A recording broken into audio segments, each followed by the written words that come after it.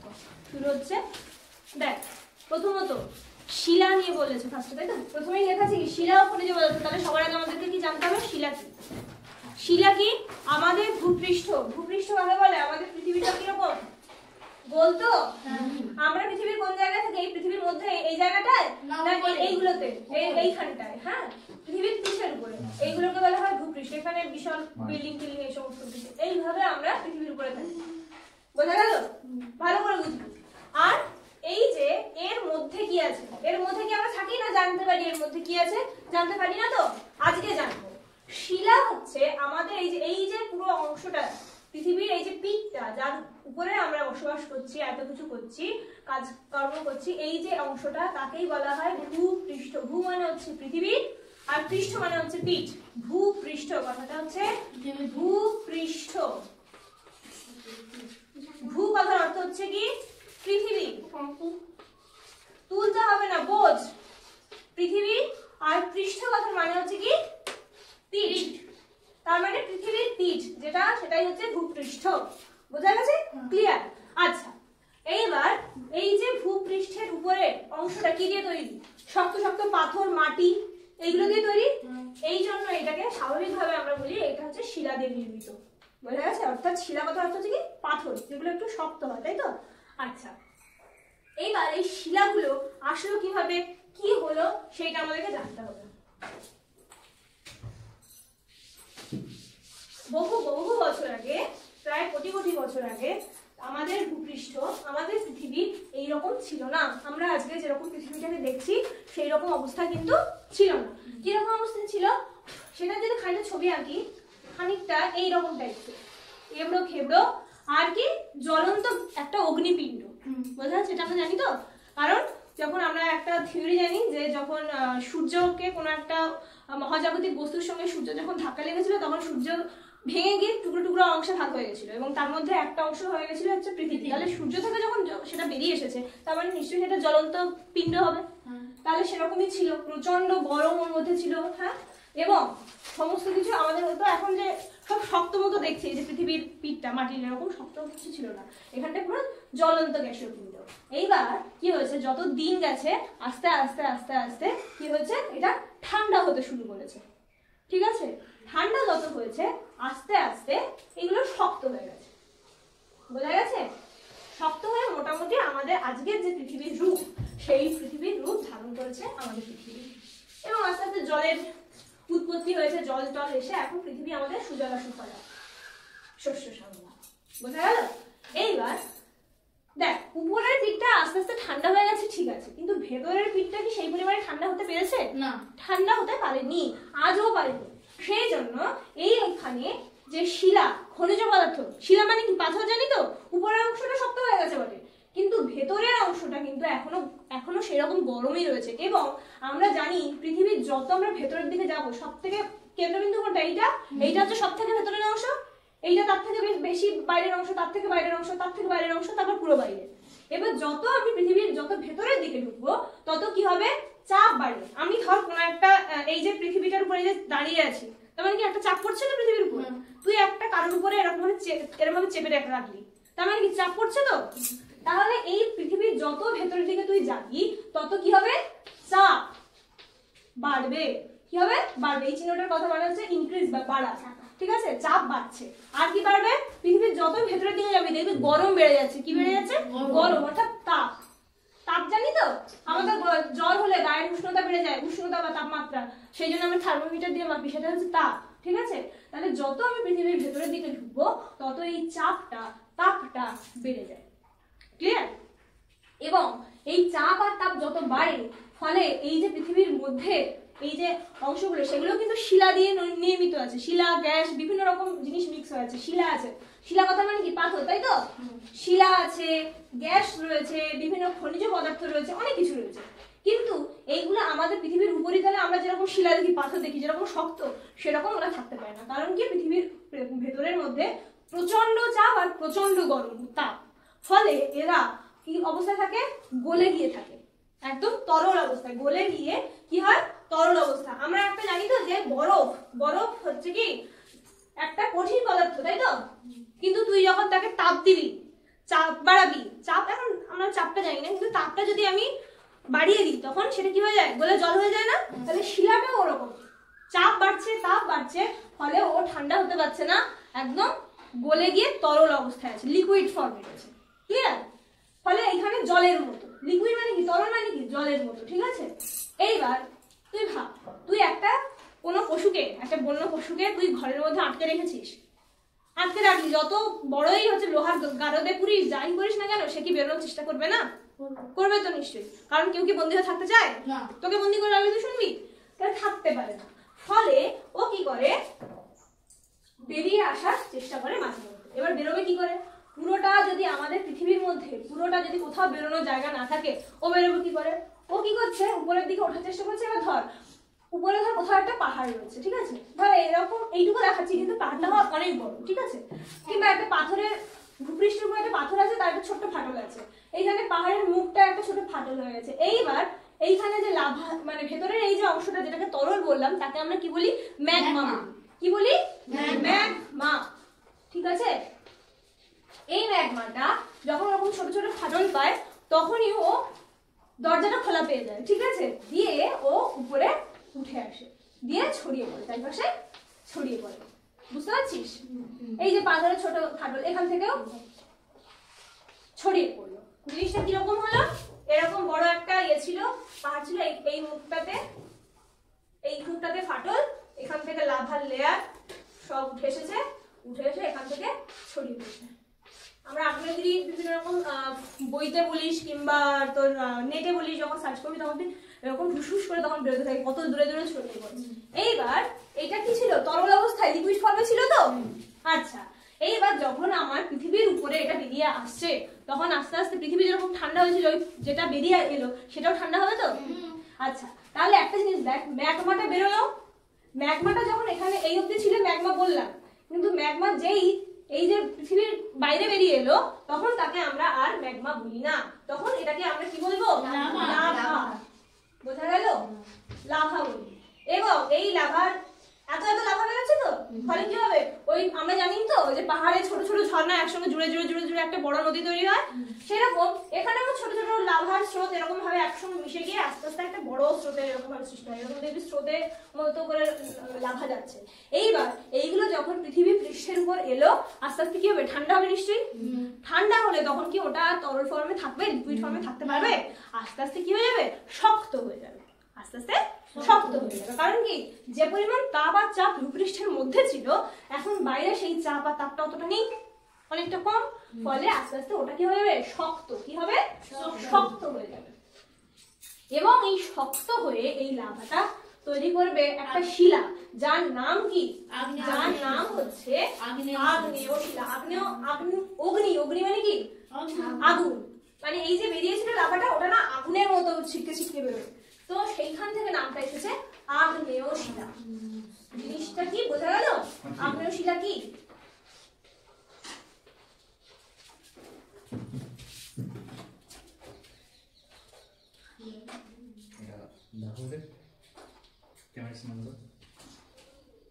আচ্ছা, দেখ দেখ,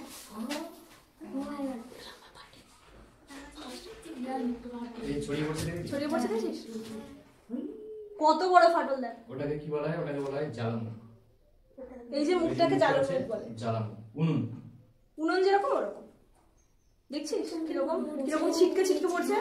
অনেক উপর থেকে ড্রোন থেকে কিন্তু ছবি তুলছে, দেখছিস কিরকম ছিটকে ছিটকে বেরোয়। দেখছিস অবস্থাটা কিরকম? এই যে কত লোক দূরে দাঁড়িয়ে। লাভাটা কেমন বলতো? মোম গললে যে তরলটা বেরোয় না, সেই তরলের মতো। কিছুদিন পরে দেখি মোম জমে যায়, এই লাভা বেরিয়েও জমে যায়। এই দেখ, এই আরেকটা দেখছিস, প্রচন্ড পরিমাণে ধোঁয়া বেরোচ্ছে, আর এরকম থেকে যে ছায়াগুলো বেরোচ্ছে সেগুলো বায়ুমণ্ডলে মিশছে। দেখছিস ছোট ছোট ঝর্ণার মতো বলছিলাম না, নালা একসঙ্গে মিশে মিলে তৈরি হয়, আস্তে আস্তে সব মূল ধারায় মিলে যাবে, গিয়ে আস্তে আস্তে পুরো পাহাড়ের পাথরের আকার ধারণ করবে। এই দেখ, এই দেখ কি পরিমাণে বেরোচ্ছে, দেখতে পাচ্ছিস? এই এই ধোঁয়াগুলো সব বাতাসে মিশছে, কিন্তু পরিবেশ দূষণ হচ্ছে কিন্তু পুরো লাল টকটকে। তাহলে আগুনের মতো দেখতে না? পুরো আগুনের মতো দেখতে না? যার ফলে ওর নামটা কিন্তু এসেছে আগ্নেয় শিলা। শিলাটা তৈরি হয়েছে কিরকম, আগুন থেকে, আগ্নেয় শিলা। ক্লিয়ার?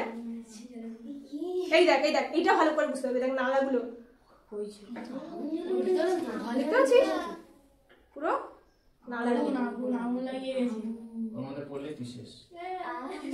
এরকম তৈরি হয়, এইরকম ভাবে তৈরি হয়। আচ্ছা, তাহলে বোঝা গেল আগ্নেয় শিলা, লাভা, ম্যাগমা। ক্লিয়ার? আচ্ছা, এবার এই আগ্নেয় শিলাটা 3 রকমের হয়। ঠিক আছে, এই যে আগ্নেয় শিলাটা তৈরি হলো সেটা 3 রকম শিলার জন্ম দেয়। ঠিক আছে, এই আগ্নেয় শিলার মধ্যে 3 রকম শিলা পড়ে।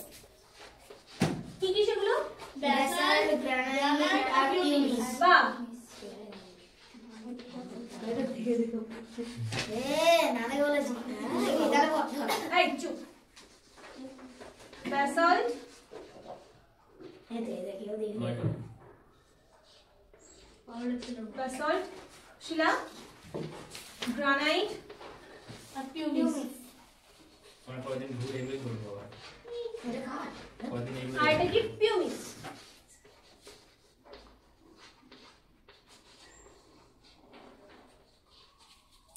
তিন রকমের আগ্নেয় শিলা। ঠিক আছে, সবগুলোই বেশ শক্তপোক্ত শিলা। ঠিক আছে, আগ্নেয় শিলা মানেই বেশ শক্তপোক্ত কঠিন শিলা হবে, এটা মাথায় থাকে জানো। তার মধ্যে ব্যাসাল্ট শিলা আমরা কোথায় দেখেছি জানিস? ব্যাসাল্ট শিলা আমরা দেখি যে স্টোনগুলো আমাদের বাড়িতে নিয়ে আসে না, বাড়িতে কাজের জন্য। তারপর ধর রেল লাইনে যে, শোন ভালো করে, রেল লাইনে যে শিলাগুলো পড়ে থাকে পাথর, ওইগুলো সব হচ্ছে ব্যাসাল্ট শিলা। গ্রানাইট শিলা একটু কিরকম হয়, একটু মানে রঙিনের মতো দেখতে, বেশ দেখতে ভালো হয়। আর পিউমিস শিলা ওটা কিরকম হয়, পাথরের মতো ঠিক নয়, একটা ঝামা পাথর দেখেছিস? ঝামা পাথর কিরকম হয় বলতো? পাথরটা এই, কিন্তু তার মধ্যে ছোট ছোট ফুটো ফুটো, যেরকম পাউরুটি বলেছিলাম না, পাউরুটির ছোট ছোট ফুটো ফুটো হয়, সেইরকম এই পিউমিস শিলাটাও ফুটো ফুটো ফুটো ফুটো। তারও একটা কারণ আছে কেন সেটা হয়।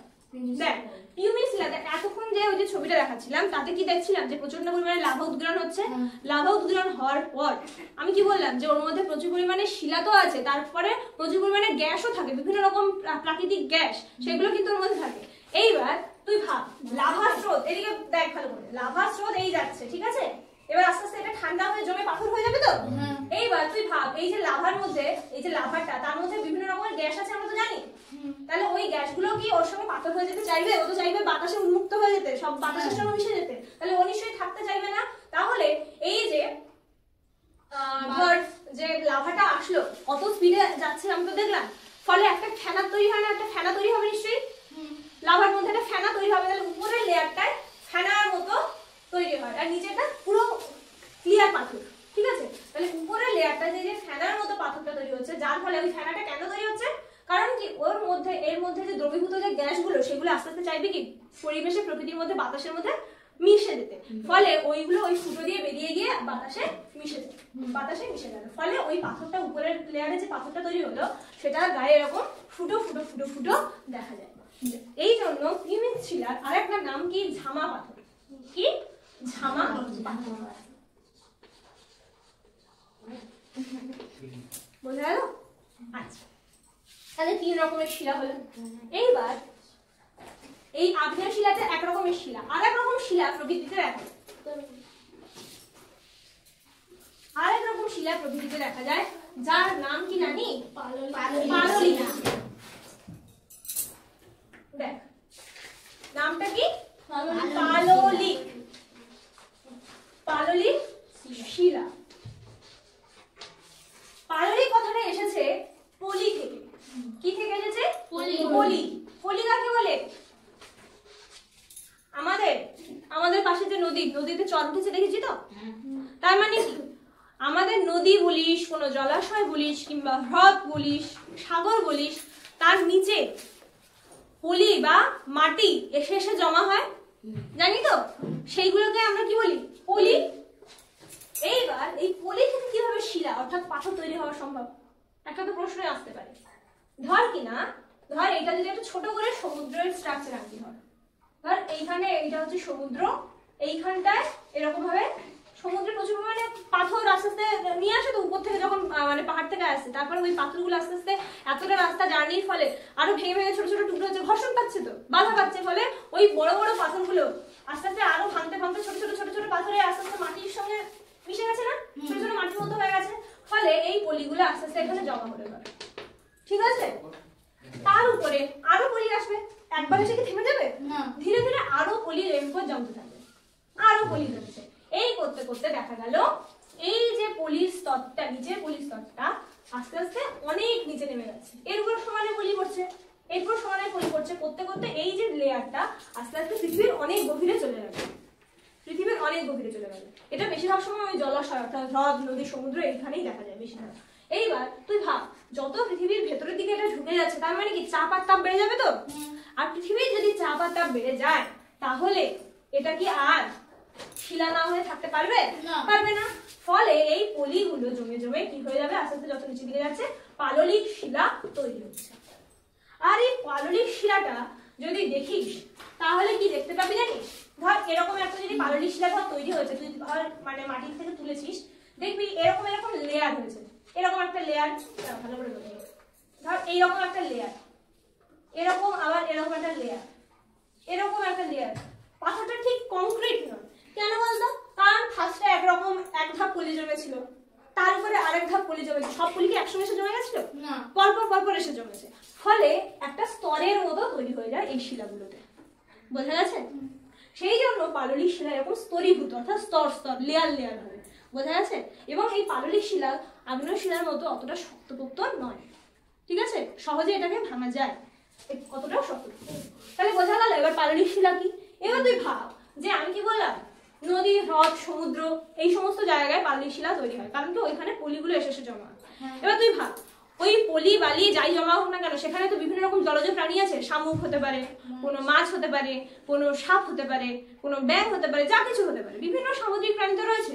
তাহলে ওরা ধর কেউ একজন কোনো ধর কোনো মাছ, কোনো একটা মাছ, আবার কোনো আসছি দেখ, কোনো একটা মাছ ধর এখানে পলি জমা হয়েছিল, ভালো করে বুঝবি, এখানটা পলি জমা হয়েছিল, এবার একটা মাছ মরে গেছে, ক্লিয়ার?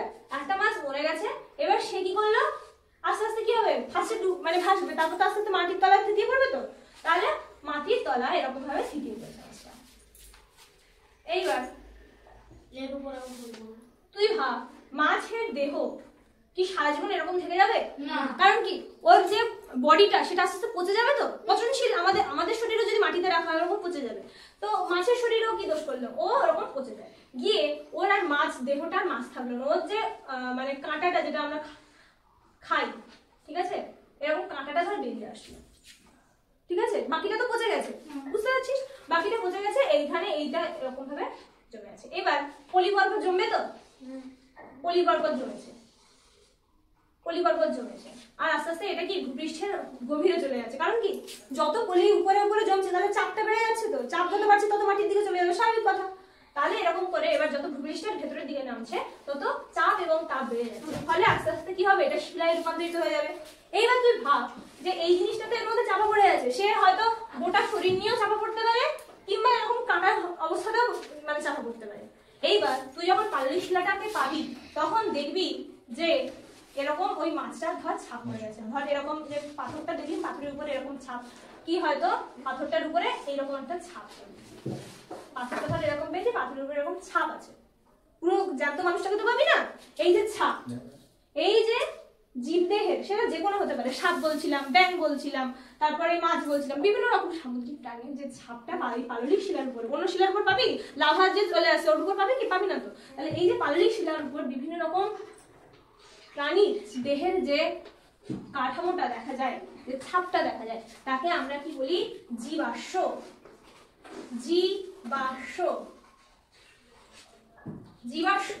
এইবার জীবাশ্ম কথাটাকে ভাঙলে কি হবে, জীব মানে আমরা জানি তো যার প্রাণ আছে, সেটা উদ্ভিদ হতে পারে, গাছ হতে পারে, উদ্ভিদ হতে পারে, বিভিন্ন রকমের প্রাণী হতে পারে, যেটা আমাদের নিঃশ্বাস নিতে পারে, যে আমাদের বংশবৃদ্ধি করতে পারে, যে হচ্ছে এক জায়গা থেকে আরেক জায়গায় সরতে পারে, এটাই আমরা জীব বলি। আর এই যে জীব, জীবাশ্ম কথাটাকে ভাঙলে দুটো ভাগ পাবো, একটা হচ্ছে জীব, একটা হচ্ছে অশ্ব, বোঝা গেছে? একটা হচ্ছে জীব, একটা হচ্ছে অশ্ব, জীবাশ্ম। এবার অশ্ব কথার মানে হচ্ছে কি, পাথর। তাহলে এই যে জীবের ছাপ পড়ে একটা পাথর যে সৃষ্টি হচ্ছে, পাথরের জীবের ছাপ থাকবে, সেটা হচ্ছে জীবাশ্ম, বা এর আর একটা নাম কি হতে পারে, ফসিল, ইংরেজিতে আমরা বলি একে ফসিল। তুই বিভিন্ন রকম মিউজিয়ামে যা, দেখবি ফসিলের ইয়ে আছে। বিভিন্ন রকম মিউজিয়াম, কলকাতা মিউজিয়ামে যা, ঘুরে দেখবি ওরকম আছে। তাহলে বোঝা যাবে জিনিসটা কিরকম। আচ্ছা, এইবার পাললিক শিলার কয়েকটা উদাহরণ কি কি হবে।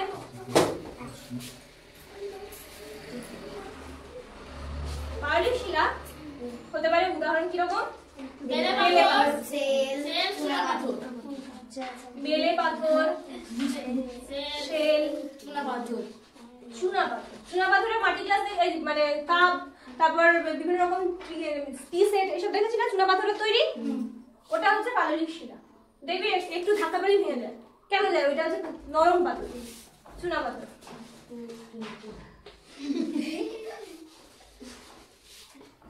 বোঝা গেল, ক্লিয়ার। আচ্ছা, তাহলে দু রকমের পাথর জানলাম, সবার কাছে ক্লিয়ার জিনিসটা, কোথাও কোনো কনফিউশন? আচ্ছা, এই ধরনের পাললিক শিলা, আগ্নেয় শিলা, দু রকমের শিলা জানলাম। আরেক রকমের শিলা পরিবর্তিত শিলা। কিরকম শিলা না, পরিবর্তিত। দেখ, পরিবর্তিত শিলা নামটা দেখে কি বুঝতে পারছিস, একটা পরিবর্তন বা চেঞ্জ নিশ্চয়ই হয়েছে, নামটা শুনেই বোঝা যাচ্ছে। তাহলে পরিবর্তিত কথাটা এসেছে পরিবর্তন থেকে, আর শিলা মানে পাথর। তার মানে কোনো কিছু নিশ্চয়ই একটা পরিবর্তন হয়ে নিশ্চয়ই শিলাটাকে তৈরি করছে, এটাই বুঝতে হবে। তোদের বইতে পরিবর্তিত শিলা বলেছে আগ্নেয় শিলা এবং পাললিক শিলা। কি বলেছে, এই যে আগ্নেয় শিলাটাকে জানলাম, এক নম্বরে কি আছে, আগ্নেয় শিলা।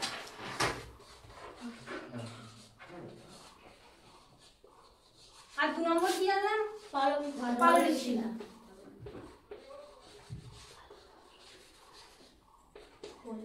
তাহলে এই আগ্নেয় শিলা আর পাললিক শিলা মাটির আরো গভীরে যদি যায় তাহলে আরো তাপ, আরো চাপ পাবে, নিশ্চয়ই পাবে। তো এবার পেলে কি হয়ে যাবে, ওটা আস্তে আস্তে অত বেশি চাপ তাপ নিয়ে জিনিসটা আর স্বাভাবিক অবস্থায় ফিরে থাকতে পারবে না, জিনিসটা চেঞ্জ হয়ে যাবে। পাথরটা পাথরই থাকলো কিন্তু পরিবর্তিত হয়ে গেল, চেঞ্জ হয়ে গেল, গিয়ে অন্যরকম একটা পাথরের জন্ম দিল। বোঝা গেল, ওই জিনিসটা পাল্টে গিয়ে একটা নতুন অন্যরকম পাথরের সৃষ্টি করলো। এই দুটো শিলা মাটির নিচে চাপে এবং তাপে পরিবর্তিত হয়ে গিয়ে নতুন এক প্রকার শিলা তৈরি করে, যাকে আমরা বলবো পরিবর্তিত শিলা। ক্লিয়ার? আচ্ছা, পরিবর্তিত শিলার কয়েকটা উদাহরণ বলো। চুনা পাথরের পরিবর্তে না মার্বেল। আচ্ছা, দেখ মার্বেল পাথর, এক নম্বর কি মার্বেল পাথর, তাই তো? আমরা মার্বেল পাথর মানে বিভিন্ন রকম বাড়ির মধ্যে দেখতে পাই তো, বাড়িতে মার্বেল পাথর লাগায় তো, মার্বেল পাথর। আচ্ছা, আমরা স্লেটে লিখেছি তো, হ্যাঁ, স্লেটটা একটা কিন্তু পরিবর্তিত শিলা। আচ্ছা, আর নিস বলে একটা পাথর আছে, তোদের নয় দিঘি তোদের নিস। এবার আমাদেরকে চালিয়ে দিছো, এবার আমাদেরকে জানতে হবে এই তিন রকম শিলা কোন কোন পাথরের বা কোন কোন শিলার পরিবর্তনে তৈরি হচ্ছে। মনে রাখতে হবে এই লাইনটা দাদা, এই লাইনটা দাদা, যে মার্বেল পাথর এরকমের পরিবর্তিত শিলা যা চুনা পাথরের পরিবর্তন তৈরি হয়। মার্বেল পাথর কার পরিবর্তনে, চুনা পাথরের পরিবর্তনে। যে বলছিলাম যে টি সেট গুলো তৈরি হয়, তাই তো? ওগুলো চুনা পাথর, তো ওই পাথর আরো গভীরে গিয়ে আরো চাপ তাপ পেয়ে মার্বেল পাথর তৈরি করে। মানে বুঝতে পারছিস কিরকম একটা ম্যাজিক না? আচ্ছা, যে জিনিসটাকে আমরা চা খাওয়ার প্লেট হিসেবে ব্যবহার করি সেটা আবার তার উপর দিয়ে হাঁটছি। আচ্ছা, স্লেট, যে স্লেটে আমরা এতদিন ছোটবেলা থেকে লেখাপড়া শিখে আসলাম, সেটা কিসের পরিবর্তনে? শেল। আমরা যে ওই যে পাললিক শিলাতে দেখছিলাম না যে শেল পাথর এক রকমের হয়, শেল শিলা, সেইটার পরিবর্তন ঘটিয়ে স্লেট তৈরি হয়েছে। বোঝা গেল? আর নিস যেটা কিনা গ্রানাইটের, তাই তো? গ্রানাইটের পরিবর্তন। গ্রানাইট কি শিলা? আগ্নেয় শিলা না পাললিক শিলা? আগ্নেয় শিলা। তাহলে সেই আগ্নেয় শিলার পরিবর্তনে কি তৈরি হয়ে গেল? নিস বলে একটা নতুন পরিবর্তিত শিলা একটা পেয়ে গেলাম। ওই লাইনগুলো দাগ মেরেছিস? আচ্ছা আচ্ছা, ঠিক আছে। আচ্ছা, এখানে একটা খাতায় একটা ছক আঁক। আমি করছি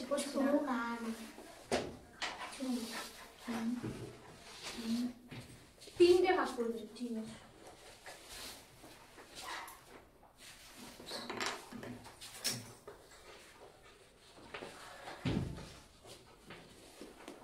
আগ্নেয় শিলা,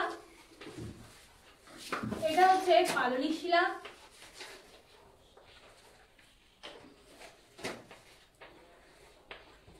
এদিকে হচ্ছে পরিবর্তিত শিলা। পেন্সিল দিয়ে বললে ভালো হবে, পেন্সিলে সবটা করে পেন দিয়ে লেখা শুরু কর। পরিবর্তিত শিলা টপিক গুলো কি লিখবো? কালো কালিতে, তাই তো? আর নিচেগুলো কি লিখবো? নীল কালিতে। শুরু করো। আগ্নেয় শিলা। আগ্নেয় শিলা কি জেনেছি? ব্যাসল্ট, তাই তো?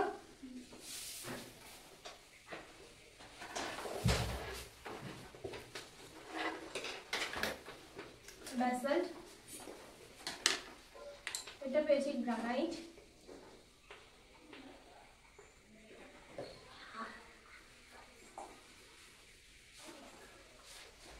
দেখ ব্যাসল্টের পরে একটু কিন্তু ফাঁকা রাখবি, বুঝলি? যাতে এরকম একটা ফাঁকা রাখবি যাতে অন্য একটা এর মধ্যে ঢোকানো যায়, বুঝলি? ব্যাসল্টের পরে একটু ফাঁকা দিয়ে লেখ গ্রানাইট। তাহলে বুঝতে পারছিস কিন্তু আবার না ভুলভাল তুলবি, ভালো করে পড়ে দিয়ে দেখা। ব্যাসল্ট আর গ্রানাইটের মধ্যে এমন একটা ফাঁকা রাখবি যেখানে ওর মধ্যে লেখার মধ্যে একটা ফাঁকা থাকে, যে অন্য কোনো একটা লাইন ঢোকানোর মধ্যে ফাঁকা, বোঝা গেছে? আচ্ছা, আর তারপর গ্রানাইটের পরে ঠিক ওরকম একটা ফাঁকা দিয়ে লেখ পিউমিস। আর নইলে বন্ধ রাখ, আমি লিখে দিই তারপর তুলবি।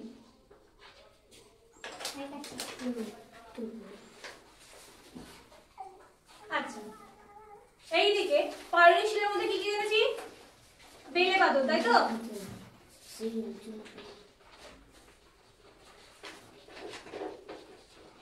ঠিক কোথায় লিখলাম? ব্যাসল্ট আর গ্রানাইটের মাঝখানে যে ফাঁকাটা ছিল ওইখানটায়। দেখ ব্যাসল্ট আর গ্রানাইটের মাঝখানে যে ফাঁকাটা সেইখানটায় বেলে পাথর লিখলাম, ঠিক আছে? তারপর গ্রানাইট আর পিউমিসের মাঝখানে, এইদিকে তাকাবি, গ্রানাইট আর পিউমিসের মাঝখানে যে ফাঁকা অংশটা আছে সেইখানটায় লিখবো কি পাথর? শেল পাথর, ঠিক ওই মাঝ বরাবর শেল। আর পিউমিসের তলায় এইরকম জায়গা দেখে, দেখ পিউমিসের তলায় ঠিক এরকম জায়গা দেখে লিখবো কি? চুনা পাথর।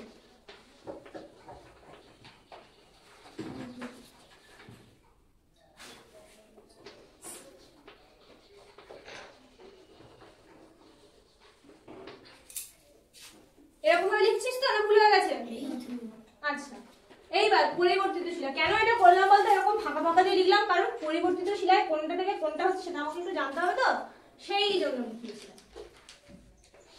দেখ পরিবর্তিত শিলা কি জেনেছি? একটা হচ্ছে কি মার্বেল পাথর, তাই তো? মার্বেল পাথর কার পরিবর্তনে তৈরি হয়? চুনা পাথরের। তাহলে এই চুনা পাথরের সরাসরি সোজাসুজি লিখবো কাকে? মার্বেল পাথর। এই জন্য আমি লিখেছিলাম মার্বেল। এবার শেল, শেল পাথর পরিবর্তিত কি হয়? কি হয়? স্লেট। তাহলে ঠিক শেলের সোজাসুজি লিখবি স্লেট।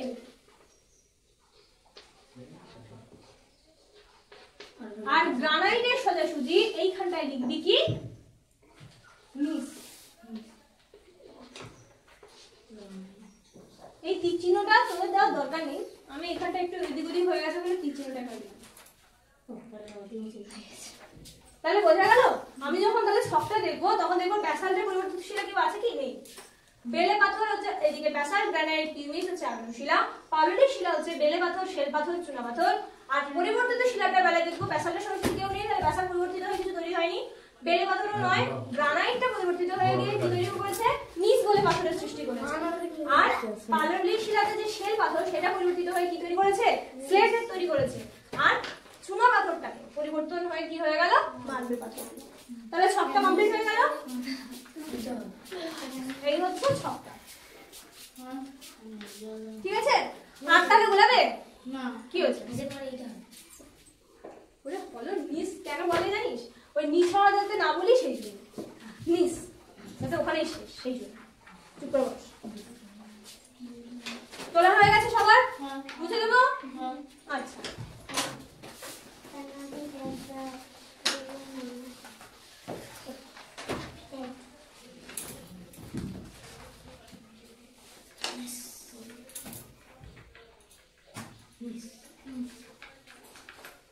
আচ্ছা উদাহরণগুলো আর কোন পাথর কাকে বলে আমি করিয়ে দেবো, ভালো করে পড়বি যে কাকে কোন পাথর বলে, আগ্নেয় শিলা কাকে বলে, কিভাবে তৈরি হচ্ছে, ম্যাগমা কাকে বলে, লাভা কাকে বলে, তারপর হচ্ছে পাললিক শিলা কাকে বলে, তার উদাহরণগুলো ভালো করে ওগুলো পড়বি, ঠিক আছে?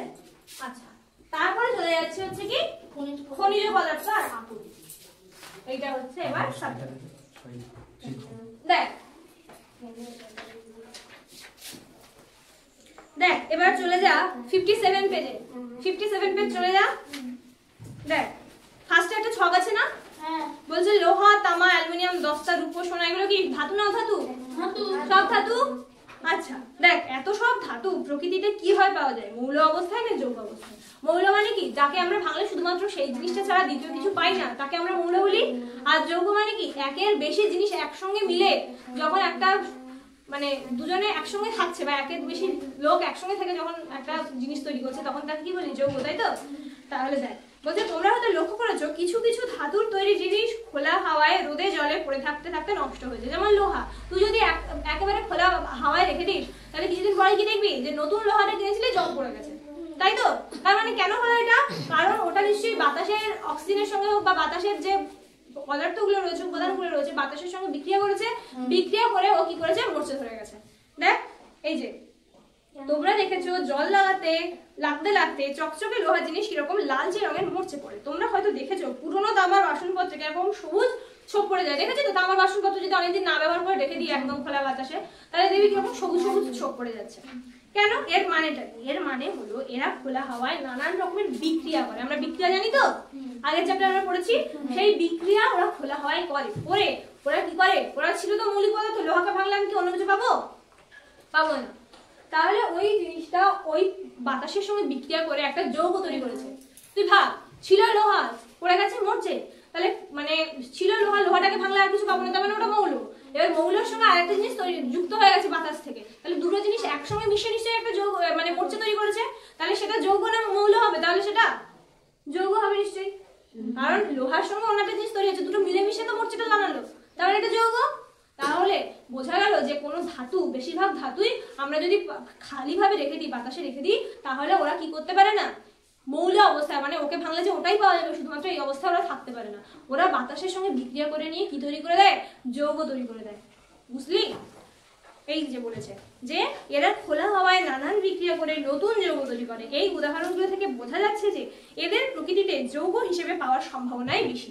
তুই যখন প্রকৃতি থেকে পাবি, ধর মাটির তলা থেকে, সব কি আমরা কি জানি ভূপৃষ্ঠের মধ্যে ছিল তো, তাহলে আমি যখন স্বাভাবিক অবস্থায় পাচ্ছি তখন সেটাকে ভেঙে শুধু লোহাও করে নিই, লোহা, তাহলে ওই অবস্থায় আমরা এইটুকু বুঝতে পারলাম যে ওরা শুধুমাত্র মৌল অবস্থায় থাকতে পারবে না, যৌগ থাকলে যৌগ অবস্থায় থাকবে।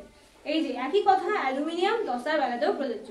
কিন্তু সোনার আংটির কথা ভাব, সোনার আংটি তুই জল লাগা যাই লাগা পরিবর্তন হয়ে যাবে না, অত সহজ। তাই জন্য ও কিন্তু অন্য কিছুর সঙ্গে সহজে বিক্রিয়া করছে না, ফলে ওকে সোনাকে ভাঙলে তুই সোনাই পাচ্ছিস, তার মানে ওটা মৌল না যৌগ? সোনা কেন? সোনাকে ভাঙলে আমি আর কিছু পাবো না, তাই তো? তাহলে এদেরকে আমরা স্বাভাবিকভাবে কি পাবো? মৌল হিসেবে পাওয়ার একটা সম্ভাবনা আছে, তাই তো? তাহলে এইবার লাল রঙের যে ছকটা আছে চলে যায়। বলছে প্রকৃতিতে বিভিন্ন ধাতুর নানান যৌগ বালি মাটির সঙ্গে মিশে থাকা অবস্থায় পাওয়া যায়। বোঝা গেছে? আমরা যখন প্রকৃতি থেকে ওগুলোকে রেস্কিউ করি, উদ্ধার করি, বিভিন্ন রকমের ধাতু যাই কিছু না কেন, সেগুলোকে আমরা খালি যদি মাটি খুঁড়ি বা যেখান থেকে উদ্ধার করছি না কেন, শুধুমাত্র লোহা মানে ওখানে গিয়ে দেখবো শুধু লোহা পড়ে আছে, ওরকম ভাবে পাবো না। পাই কি? পাবো না। ওখানে যদি আমি দস্তা খুঁজে শুধু দস্তা খুঁজে নিয়ে চলে আসবো, দস্তা ওখানে পেয়ে যাবো, খালি দস্তা, ওখানে লোহা পড়ে আছে, এরকম ভাবে মৌল অবস্থায় আমি জিনিসটাকে পাচ্ছি না। ঠিক আছে? ওরা সবাই মিলেমিশে একটা যৌগ ফর্মে থাকে। বুঝতে পারছিস? ওরা সবাই মিলেমিশে একটা যৌগ ফর্মে থাকে, ফলে ওদেরকে খোলা অবস্থা ওরকম ভাবে পাবি না। এই যে বলেছে প্রকৃতিতে বিভিন্ন ধাতুর নানান যৌগ বালি মাটি ইত্যাদির সঙ্গে মিশে থাকা অবস্থায় পাওয়া যায়। বালি মাটি ইত্যাদির সঙ্গে মিশে থাকা অবস্থায় পাওয়া যাবে কেন? কারণ মাটির তলা থেকে তুলছি তো, সবটা কার সঙ্গে মিশে আছে? বালি মাটি এগুলোর সঙ্গে মিশে আছে। এবং এদের ধাতুর খনিজ বা মিনারেল বলে, মিনারেল বা খনিজ বলা হয়। ধাতুর খনিজ, ধর লোহা, একে তুই যদি মানে খুঁজতে যাস খালি লোহা হিসেবে কিন্তু পাবি না প্রকৃতিতে। এ কি করবে? ধর এরকম একটা জিনিসের মধ্যে লোহা রয়েছে, এ কি করবে? বালি মাটি, ঠিক আছে, বালি মাটি ইত্যাদি আরো অনেক কিছুর সঙ্গে মিলে মিশে একটা এরকম পাথরের মতো অবস্থায় রয়েছে। এই যে লোহা জিনিসটা কি ধাতু তো, তাহলে ধাতুর যখন আমি ধাতুটাকে খুঁজে যাচ্ছি তখন বিভিন্ন জিনিসের সঙ্গে মিলেমিশে একটা যৌগ ফর্ম করে রেখে দিয়েছে তো, একেই বলবো আমরা আকরিক, যে একসঙ্গে অনেক কিছু মিলে তৈরি হয়ে রয়েছে। তাহলে আমাকে যদি লোহাটাকে ফিরে পেতে হয়, ফিরে পেতে নয়, লোহাটাকে ওর থেকে নিয়ে নিতে হয়, তাহলে আমাদেরকে একটা পদ্ধতি ইউজ করতে হবে যার নাম হচ্ছে ধাতু নিষ্কাশন।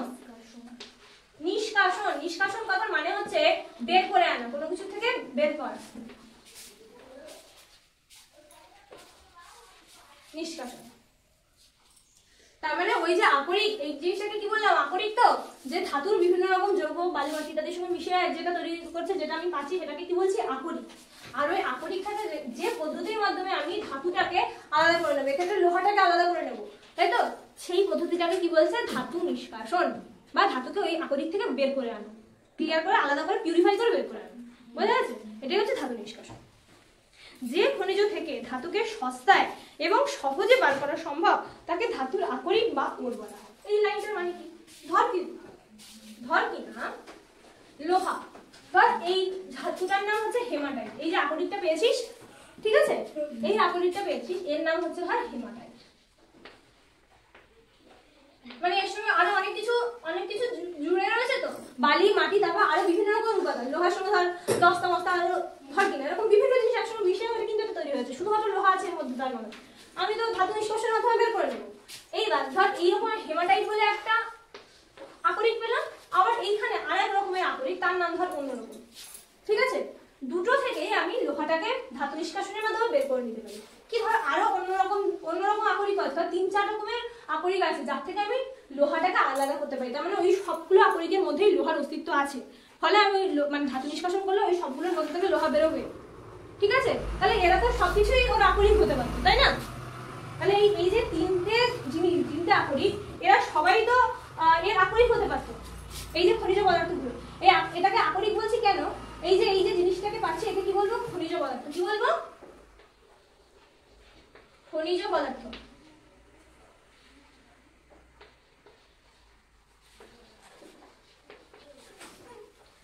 এই যে বালি মাটি ইত্যাদির সঙ্গে মিশে, ভালো করে বুঝবি, বালি ক্লিয়ার হচ্ছে না, বালি মাটি বিভিন্ন রকমের যৌগ তামা দস্তা লোহা এই সমস্ত কিছু মিশে গিয়ে এই যে জিনিসটা তৈরি করেছে, যেটা আমি মাটি থেকে উদ্ধার করলাম, তাকে কি বলি, খনিজ পদার্থ। ভালো করে মাথায় ঢোকা, এটাকে কি বলবো, খনিজ পদার্থ। তাহলে এরকম অনেকগুলো খনিজ পদার্থ থেকে আমি লোহাকে বের করে নিতে পারি, তো হ্যাঁ, তাহলে এটা হেমাটাইট, এটার নাম হচ্ছে অন্যরকম। এখানে যে ধর লোহার সঙ্গে আর যেগুলো আছে অক্সিজেন টক্সিজেন আরো যে সমস্ত যৌগ আছে, এর সঙ্গে হয়তো লোহার সঙ্গে অক্সিজেনটা নেই, অন্যরকম আরো অনেক রকম দিয়ে তৈরি হচ্ছে। এখানে হয়তো লোহা আছে, লোহার সঙ্গে আরো অন্যরকম আছে যেগুলো এখানে নেই। তাহলে 3 রকমের জিনিস পেলাম, যার থেকে আমি 3 রকমের খনিজ পদার্থ পেলাম, যার থেকে আমি লোহাটাকে বের করে নিতে পারি ধাতু নিষ্কাশন পদ্ধতির মাধ্যমে। কিন্তু আকরিক কাকে বলবো? ধর এর থেকে বের করতে পারি, এর থেকে বের করতে পারি, এর থেকে বের করতে পারি, কারণ সবার মধ্যে থেকে লোহা আছে। কিন্তু এই যে হেমাটাইট বলে যে খনিজ পদার্থটা, এই যে হেমাটাইট জানি না, তাকে যদি আমি ধাতু নিষ্কাশন করি, তাহলে দেখা যাবে অনেক সস্তায়, অর্থাৎ কম দামে, সুলভে আমি অনেক সহজ পদ্ধতিতে লোহাটা পেয়ে যাচ্ছি। এই যে এখানে লাইনটা বলেছে যে ধাতুকে সস্তায় এবং সহজে, তাহলে এই যে হেমাটাইটটাকে আমি যত সহজে, যত কম টাকায়, অর্থাৎ সস্তায় ধাতু নিষ্কাশনের মাধ্যমে লোহাটাকে বের করে নিতে পারছি, এই দুটো খনিজ পদার্থ থেকে তত সহজে তত কম টাকায় আমি বের করতে পারছি না। এবার তুই ভাব, তোর সামনে 3টে জিনিস আছে, 3টে খনিজ পদার্থ দিয়ে দিয়েছে, তার মধ্যে এইটাতে সবচেয়ে কম খরচে সহজ পদ্ধতিতে আমি লোহাটাকে পেতে পারবো, তখন কি আমি বাকি দুটোকে আর করতে চাইবো, লোহা নিষ্কাশন বাকি দুটো থেকে? কারণ কি, ওখানে আমার টাকা বেশি লাগবে, তার মানে পদ্ধতি বেশি জটিল, সেটা আমি করতে চাইবো না। তাহলে বেশিরভাগ লোহা তখন এই যে খনিজ পদার্থ তার থেকে নিশ্চয়ই বের করতে চাইবো। বিভিন্ন কোম্পানিগুলোর শিল্পপতিরা তখন চাইবে কি, এই যে হেমাটাইট যৌগটা আছে সেখান থেকে আমি লোহাটাকে বের করি, কারণ আমার কম টাকায় টাকাও তো দিতে হচ্ছে না, তারপর কম মানে সহজ পদ্ধতিতে আমি পেয়ে যাচ্ছি জিনিসটা, অত জটিল পদ্ধতিতে যেতে হচ্ছে না। তাহলে একটা যে ধাতু, লোহাটা একটা ধাতু, তো এই ধাতুটার খনিজ পদার্থ অনেক রকম হতে পারে, 1, 2, 3, 4 হাজারটা হতে পারে। কিন্তু যে খনিজ পদার্থ থেকে, এই যে লাইনটা বলেছে যে খনিজ থেকে ধাতুটাকে খুব সস্তায় এবং সহজ পদ্ধতিতে আমি ধাতু নিষ্কাশনের মাধ্যমে বের করে নিতে পারছি, তাকেই বলবো ওই ধাতুটার আকরিক। কি বলবো? আকরিক। যার জন্য এখানে আকরিক কথাটা লিখেছিলাম। কিন্তু এইগুলোকে কিন্তু আকরিক বলবো না, এগুলো থেকেও লোহা পাওয়া যায়, কিন্তু খুব সহজে আর কম টাকায় সস্তায় আমি পাবো না। সেই জন্য যে খনিজ পদার্থ থেকে আমি খুব কম পয়সায়, সস্তায়, খুব সহজ পদ্ধতিতে ধাতুকে বের করে নিতে পারি, তাকে বলবো ওই ধাতুর আকরিক। তাহলে লোহার আকরিক কে হবে? হেমাটাইট। হেমাটাইট হচ্ছে লোহার আকরিক। এইরকম এই যে ছকটা দিয়েছে দেখ তোদের, লোহার প্রধান আকরিককে হেমাটাইট। অ্যালুমিনিয়ামের দেখ বলছে বক্সাইট, অর্থাৎ বক্সাইট বলে একটা খনিজ পদার্থ আছে, এরকম বালি মাটি ইত্যাদি বিভিন্ন রকমের যৌগের সঙ্গে মিশে থাকে। তার মধ্যে থেকে খুব সহজে আর কম টাকায় আমি অ্যালুমিনিয়ামকে বের করে নিতে পারি। ক্লিয়ার? আচ্ছা, তামা। তামাকে যখন আমরা সংকেত পড়েছিলাম, তামার ইংরেজি নাম কি পড়েছিলাম আমরা? কপার, ইউফ্রাম। লাতিন না, কপার। একটা তামার নাম জেনেছিলাম কি? কপার হিসেবে জেনেছিলাম তো। তাহলে তামাটা প্রধান আকরিক হচ্ছে কপার গ্লাস। তাহলে মনে রাখতে সুবিধা হবে তো, কপার গ্লাস। ঠিক আছে, কপার গ্লাস থেকে তামা পাওয়া যায়। এইবার দেখ ওখানে বলেছে আকরিকে ধাতুর যৌগে প্রথমত কি কি মৌল থাকে। মানে ধর এই যে হেমাটাইট, এটা একটা আকরিক তো, এর মধ্যে বিভিন্ন রকম লোহার সঙ্গে আরো অনেক কিছু মিশে আছে তো, আছে তো, লোহার সঙ্গে অনেক রকম জিনিস মিশে রয়েছে এই যে আকরিকটার মধ্যে। এবার কি কি মিশে আছে এই হেমাটাইটের মধ্যে? লোহার সঙ্গে আর কি কি মিশে থাকে? লোহার সঙ্গে অক্সিজেন মিশে থাকে। ঠিক আছে, তারপর দেখ বক্সাইটে অ্যালুমিনিয়ামের সঙ্গে কে মিশে থাকে? অক্সিজেন। তারপর দেখ তামা। তামাতে কপার। তামা কোথায় পাচ্ছি? কপার গ্লাস থেকে, তাই তো? তামার আকরিকে কপার গ্লাস। তার সেখানে কি কি থাকে তামার সঙ্গে? তামার সঙ্গে সালফার থাকে। বোঝা যাচ্ছে? তামার সঙ্গে সালফার মিশে এই তৈরি করে কপার গ্লাস। এইবার একটা লাইন তোদেরকে বলেছে, একটা লাইন তোদেরকে বলেছে, দেখ বলছে কোন ধাতু এই চেষ্টা করেছিল তোমাকে কোন ধাতুর একাধিক খনিজ থাকলেও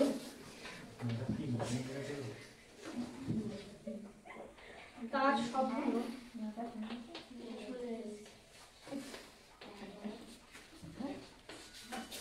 আকরিক নাও করতে পারে। এই যে লাইনটা বলছে কোন ধাতুর একাধিক খনিজ থাকলেও, ভালো করে দেখ, বলছে কোন ধাতুর একাধিক খনিজ থাকলেও তার সবগুলোই যে আকরিক হবে এরকম নাও হতে পারে। অর্থাৎ যে লোহাটাকে দিয়ে বোঝাচ্ছিলাম সেটাকে বলি, যে লোহাটার আমি কি দেখছিলাম, যে লোহার খনিজ পদার্থ অনেকগুলো, এই সবগুলোর মধ্যে লোহা আছে। 3 রকমের ছবি এঁকেছিলাম, তো 4 রকম জিনিস থেকে আমি লোহা পাচ্ছি। তাহলে সবগুলো তো লোহার খনিজ পদার্থ, সবগুলোই তো খনিজ পদার্থ। কিন্তু তার মধ্যে যে হেমাটাইটটা ছিল, সে তার থেকে আমি খুব সস্তায় আর সহজে আমি লোহাটাকে বের করতে পারছিলাম। তাই জন্য এইটা আমার লোহার আকরিক হয়েছিল। বাকিগুলো কি হতে পেরেছিল? না, হতে পারেনি। তাই কারণ কি, এগুলো থেকে সস্তায় সহজে বের করতে পারছিলাম না। তাহলে লাইনটা বলেছে কোন ধাতুর একাধিক খনিজ পদার্থ থাকলেও, কোন ধাতুর একাধিক খনিজ থাকলেও তার সবগুলোই আকরিক নাও হতে পারে। কথাটা সত্যি না মিথ্যে? সত্যি কথা। কারণ এর এতগুলো আকরিক ছিল, কিন্তু সবগুলো কি এতগুলো খনিজ পদার্থ ছিল, কিন্তু সবগুলো কি আকরিক হতে পেরেছে? হয়নি। কারণ এইটা থেকে আমি সহজে আর সস্তায় বের করতে পারছি লোহাটাকে, সেই জন্য একটাই এর আকরিক হয়েছে। তাহলে কথাটা সত্যি। ক্লিয়ার? তাহলে আজকে পরিবেশ 55 থেকে 57 পেজ অব্দি কমপ্লিট হয়েছে। বাকি যে অংশটা আছে সেটা আমরা কি করব, পরের দিন আবার